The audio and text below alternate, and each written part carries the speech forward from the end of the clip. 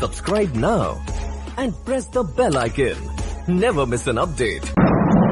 पूरे दिन आज मौसम साफ था, लेकिन शाम होते ही पता नहीं कहां से आंधी, तेज ठंडी हवाएं और ऊपर से बारिश इतनी तेज हो रही थी जिसमें कोई 2 कदम बाहर निकल ले तो पूरा का पूरा भीग जाए। रह रह के बादलों का गरजना और बिजली का चमकना भी था। राहुल ऐसी गजब की रात में काफी दौड़ा दौड़ा वापस अपने घर में दरवाजे को एक जोर की आवाज से खोलकर घुसा।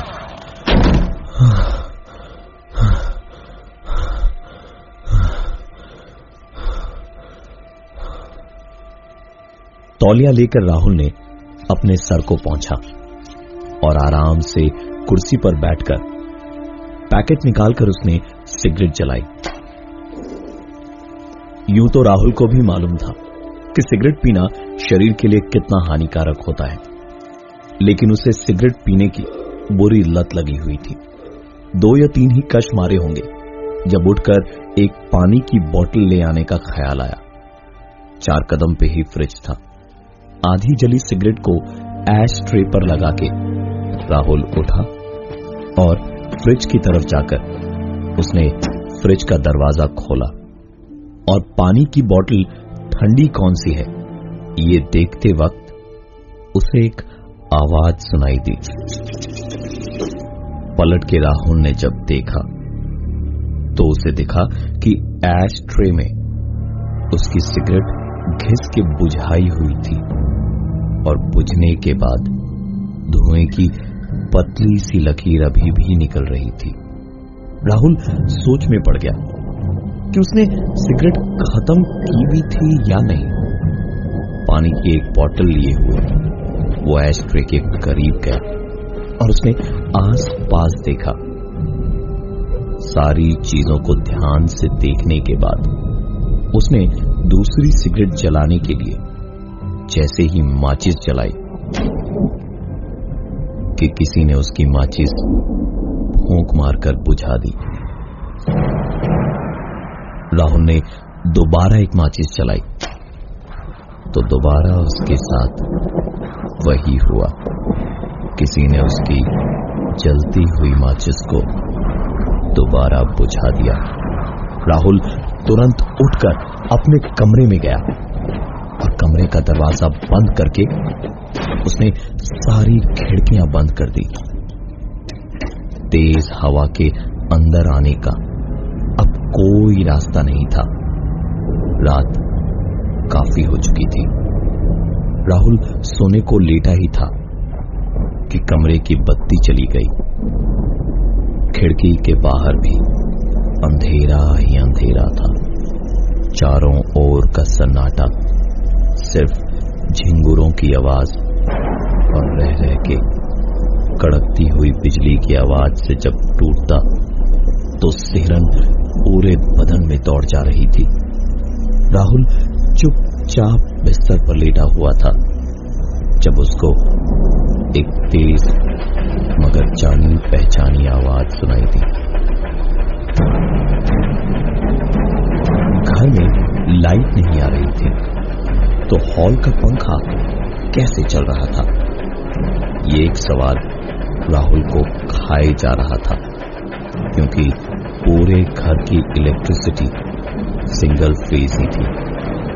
राहुल उठा और देखने के लिए दरवाजे तक इस अंधेरे में अपने अंदाजे से पहुंचा और बेडरूम के दरवाजे से अंदर हॉल में झांकने को सर निकाला और 2 ही सेकंड हुए होंगे कि उसे किसी ने 2 हाथों से बालों और गर्दन से पकड़ के उठा के जोर से पटक दिया।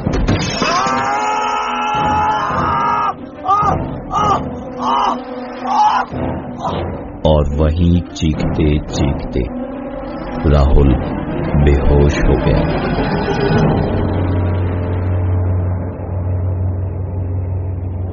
बेहोशी से जब जागा तो राहुल दर्द से कराह रहा था।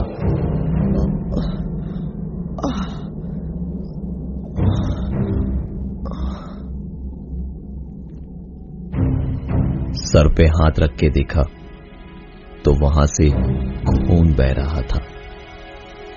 बहता खून तुरंत रोकना सबसे जरूरी था। दवा और पट्टियों के लिए फर्स्ट एड बॉक्स चाहिए था।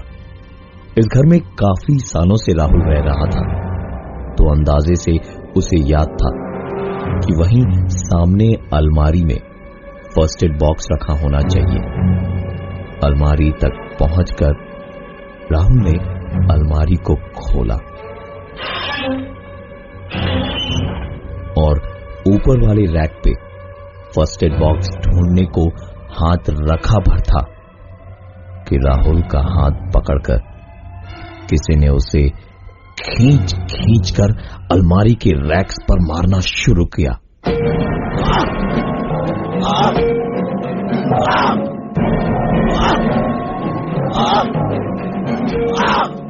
राहुल कुछ देर तो चीखा चिल्लाया, लेकिन अब उसकी चीख भी नहीं निकल रही थी। चोटें इस कदर लगी थी राहुल को कि उसकी आंख तक से खून बहने लगा था। चिल्लाने में भी उसे बेहद दर्द हो रहा था। उसने ऐसी हालत में भी हिम्मत दिखाते हुए अपनी जेब में से फोन निकाला और अपने दोस्त वैभव को फोन लगाया। वैभव ने फोन उठाया तो इधर से राहुल की दबी पर घुटी हुई आवाज आई, भाई मेरी हालत बहुत खराब है, प्लीज मुझे बचा ले, मेरे घर में भूत है जो मुझे मारने की कोशिश कर रहा है, भाई मुझे बचा ले, भाई बचा ले मुझे। वैभव ने उधर से कहा, भाई तू फिक्र मत कर, मैं बस 15 मिनट में आता हूं। लेकिन इसके बाद भी फोन की लाइन डिस्कनेक्ट नहीं हुई। उधर से सांसों की तेज आवाज आती रही। राहुल को कुछ शक हुआ, इसलिए उसने कहा, वैभव मजाक मत कर भाई, तू निकल वहां से जल्दी, मेरी हालत बहुत खराब है भाई।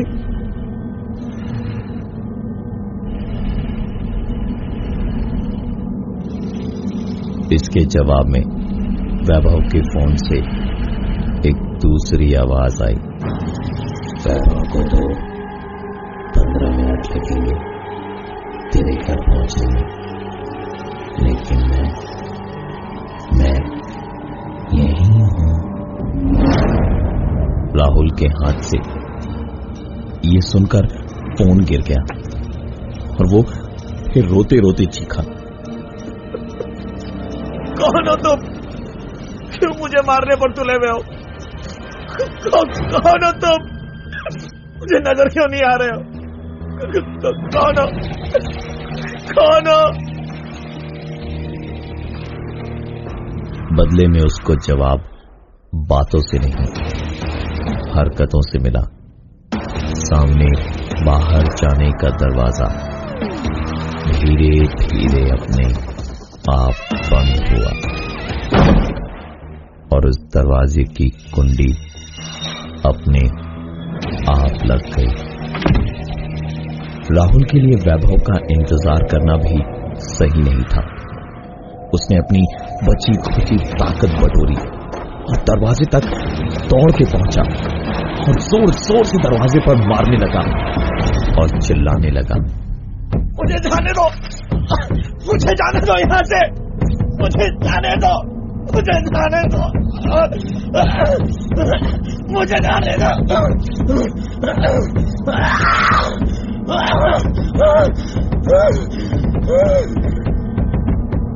लेकिन कुछ ही देर में खटखटाने की आवाज बदल गई और राहुल का रोना और चीखों में बदल गया था।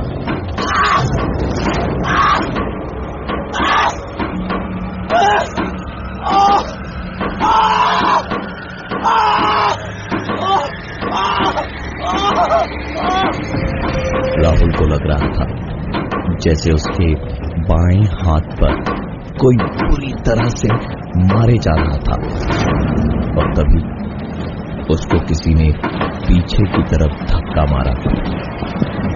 राहुल जमीन पर गिरा और तभी लाइट भी आई। दर्द से बंद आंखें उसने खोली तो पाया कि बायां पूरा का पूरा हाथ खून से लथपथ था, जैसे कोई गाड़ी उसके हाथ के ऊपर से निकल गई हो।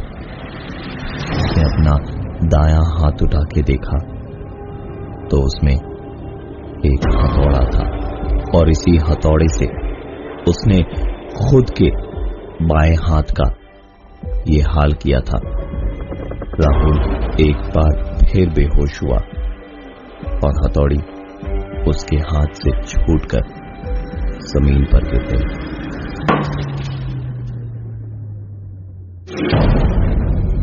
राहुल का दोस्त वैभव आए उससे पहले जख्मों का खून धो लेना राहुल को सही लगा, इसलिए वो खुद को घसीटता हुआ रेंगता रेंगता बाथरूम तक पहुंचा और अंदर जाकर किसी तरह उसने नल को चालू किया। नल से बहते पानी के नीचे अपना जख्मी हाथ उसने रख दिया तो जलन ऐसी हुई कि राहुल की चीखें निकल गई। हाथ अच्छी तरह धोकर थोड़ा पानी उसने हाथ में लेकर अपनी गर्दन पे लगाया और फिर सीधा अपने चेहरे पर पानी को फेंकता रहा, फेंकता रहा, फेंकता रहा और इस पानी से ऐसे दम घुटना शुरू हुआ कि उसने अपना सर पूरी ताकत से ऊपर उठाया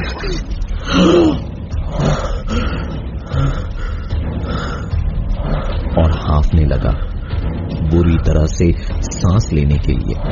राहुल सांस लेने को जूझ ही रहा था जिस वक्त एक बार फिर किसी ने उसे गर्दन से पकड़ के उसका सर पानी की बाल्टी के अंदर डाल दिया। एक बार फिर राहुल का दम घुटने लगा, सांस लेना दूभर हो रहा था। हाथ पैर मारते मारते किसी तरह सांस रोके रोके राहुल का तड़पना और छटपटाना अचानक से रुक गया। बेसुध सा पड़ा हुआ राहुल कुछ देर बाद उठा। उसका दोस्त वैभव अभी तक नहीं आया था। उसी का इंतजार करते करते राहुल अंदर जाकर एक कोने में बैठ गया और उसने पैकेट से सिगरेट निकालकर जलाई। 2 कश मार के जैसे जान में जान आई उसके कि तभी बुरी तरह चोट लगी बाईं बाह में। चोट में ही इतनी जोर की जलन हुई जैसे किसी ने जलता कोयला रख दिया हो वहां। चीख कर राहुल ने सर उठा के देखा तो वो खुद ही एक हाथ में पकड़ी सिगरेट दूसरे हाथ पर खिसके बुझा रहा था और पागलों की तरह चीखे जा रहा था।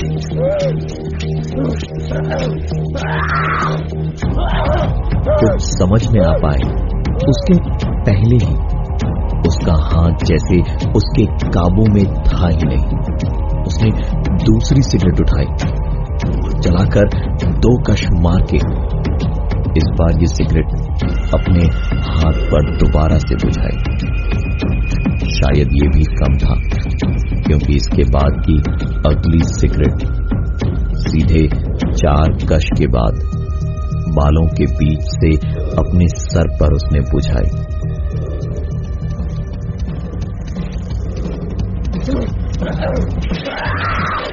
उसका दर्द और जलन से बुरा हाल था। उसके हाथ जब रुके वो अपने काबू में आया तब तक 14 से 15 सिगरेट उसने अपने बदन पे खुद ही बुझाकर पूरे बदन पर जलने के घाव बना लिए थे। कहीं छाले तो कहीं जलने के निशान बन गए थे। राहुल अब वैभव का इंतजार नहीं कर सकता था। वो उठा और दरवाजे के बाहर भागा और गौरतलब बात है कि इस बार दरवाजा एक बार कोशिश करने से ही खुल गया। जख्मी हाल में लंगड़ाता हुआ लहूलुहान सड़क के बीचों बीच खड़ा था इस वक्त राहुल, और एक ऑटो दिखते ही चिल्ला चिल्ला के उसे रोकने की कोशिश करने लगा। ऑटो के रुकते के साथ ही वो उसमें बैठकर आगे की ओर निकला। ऑटो पकड़कर जब वो अपने घर से भाग रहा था तो रास्ते में एक जगह पर भीड़ और पुलिस दिखाई दी, तो उसे याद आया कि ये सब कुछ उसके साथ क्यों हो रहा था। ये वही जगह थी जहां करीबन 5 घंटे पहले रात के 11:30 बजे ऑफिस से लौटने के बाद बरसात में भीग कर जब वो घर पहुंचा तो उसने देखा कि सिगरेट गीली हो गई थी और घर पे जो एक्स्ट्रा सिगरेट्स थी वो भी खत्म हो चुकी थी। सोचा बाहर से ले आए, भीग तो चुका ही था पूरा। चौराहे पर दुकान बंद हो चुकी थी, इसलिए दुकान ढूंढता ढूंढता हुआ वो कुछ आगे उसी भीड़ वाली जगह पर पहुंचा जहां कुछ घंटों पहले तक एक चाय सिगरेट की दुकान थी। वहां रेडियो भी चल रहा था।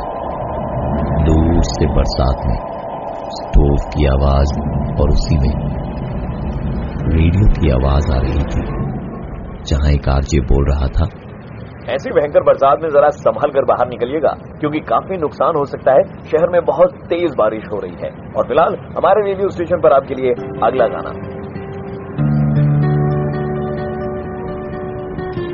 मुस्कुराता हुआ रेडियो पर गाने सुनते सुनते राहुल ने एक पैकेट सिगरेट लिया और वो शक्ल देखी, और देखते ही राहुल को उस चाय वाले दुकानदार की शक्ल याद आई कि तभी सामने से आता हुआ एक ट्रक धीरे धीरे उनके काफी करीब आता गया और उनके